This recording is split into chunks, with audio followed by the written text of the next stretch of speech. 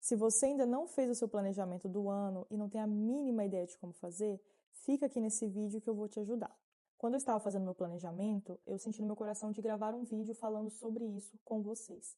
Eu sou a louca do planejamento, eu amo planejar tudo, mas como todo planejamento, se você não tiver um propósito por trás, dificilmente você vai conseguir executá-lo. Ou até você pode começar, mas você não vai conseguir dar continuidade àquilo.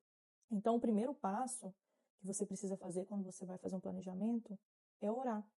Então, você vai pedir para o Espírito Santo alinhar o seu coração com o coração de Deus, para que ele possa colocar no seu coração os sonhos dele e tirar do seu coração aquilo que não vem dele. Então, você vai ser sincera e vai falar: Deus, tira do meu coração aquilo que não vem de ti, aquilo que não é da sua vontade. Seja sincera mesmo. Fala assim: Senhor, eu quero muito isso. O Senhor sabe que eu quero isso. Mas, se não for da sua vontade, eu abro mão. Tira do meu coração, faz eu parar de desejar isso, faz eu parar de sonhar com isso. E aí você vai ver as coisas acontecerem. Segundo passo, você vai definir os seus sonhos. Mas assim, não é qualquer sonho descabido, não que os seus sonhos sejam descabidos, mas eu quero que você seja sincera com você mesma e você defina sonhos e objetivos para esse ano que você sabe que está ao seu alcance.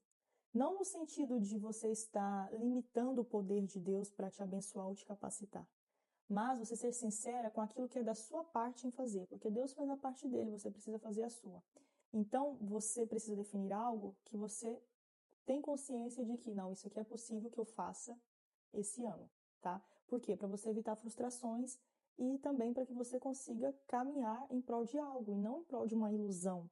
E o terceiro passo, você vai estabelecer prioridades. Você vai fazer duas colunas, uma prioridades, outra coisas importantes. Então, coisas que são prioridades, coisas que são importantes. É muito importante que você tenha clareza daquilo que é prioridade.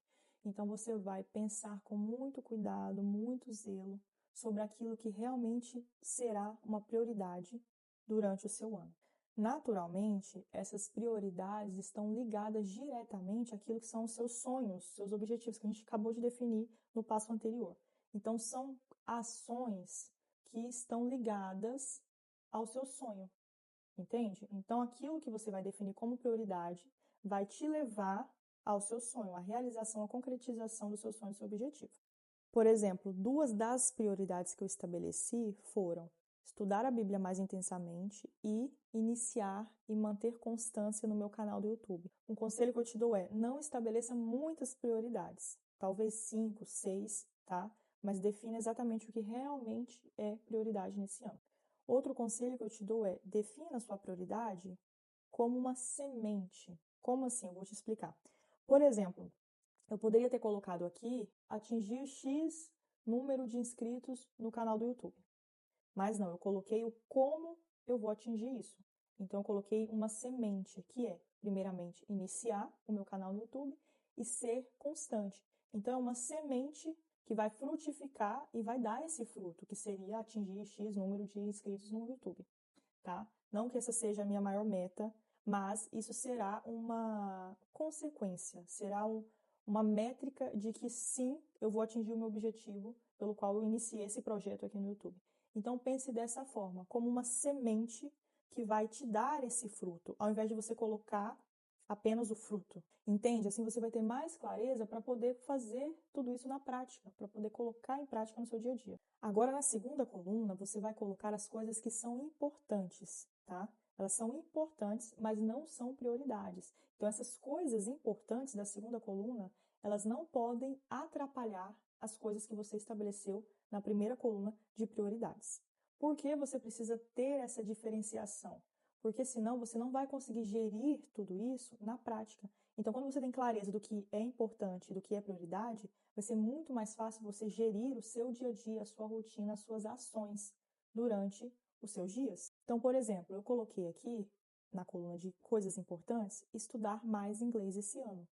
É importante, mas não é prioridade. Ela não está ligada, essa coisa não está ligada diretamente aos meus sonhos e objetivos que eu estabeleci para alcançar esse ano. Porque se tudo for prioridade, você vai tentar fazer tudo e não vai conseguir fazer nada.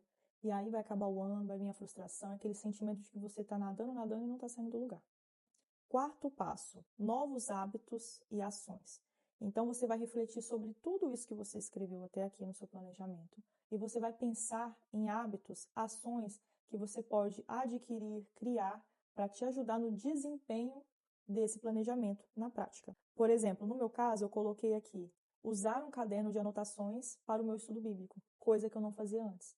Então, é um hábito, é uma ação que eu vou adicionar aqui no meu estudo bíblico para poder melhorar o meu desempenho nisso, que é uma das minhas metas para esse ano. Quinto passo, organizar a sua rotina. Então, é aqui que você vai colocar tudo isso na prática. Você vai organizar tudo isso que a gente escreveu na prática, no seu dia a dia. E aqui é onde nós mais erramos, porque não adianta você saber o que é prioridade, saber que você precisa fazer aquilo, mas na sua rotina, no seu dia a dia, você não faz, você não coloca como prioridade. Na hora de organizar a sua rotina, é muito importante também que você seja realista. Então, não adianta você colocar um monte de coisa, um monte de tarefa no seu dia a dia, que você sabe que você não vai conseguir fazer, ou que você vai ficar super carregada, você vai ficar muito sobrecarregada. Então, o que eu faço aqui para facilitar é, eu divido a minha rotina em partes do dia, manhãs, tardes e noites. E aí, no meu caso, na minha realidade, eu gosto de fazer as coisas que são prioridades nas minhas manhãs. Então, tudo aquilo que é prioridade, eu coloco nas minhas manhãs. E aquilo que é importante, que é secundário, eu coloco nas minhas tardes. Mas você vai fazer isso de acordo com a sua realidade, com o seu dia a dia, com a sua rotina, com a sua casa.